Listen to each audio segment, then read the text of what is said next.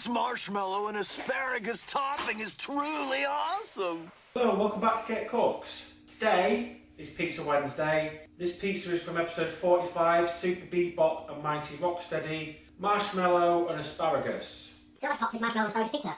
First off, bit of tomato sauce, bit of cheese, some asparagus, and some marshmallow. With this, I'm going to do one side small marshmallow and the other side some larger marshmallow.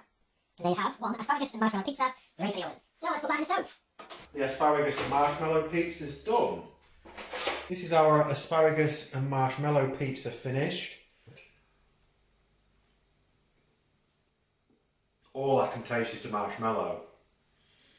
That was a really big piece of marshmallow and that's literally just completely overpowered the whole thing. You could not even taste the asparagus, you could not taste the cheese, you could not taste the sauce. It just tasted a bit like a s'more.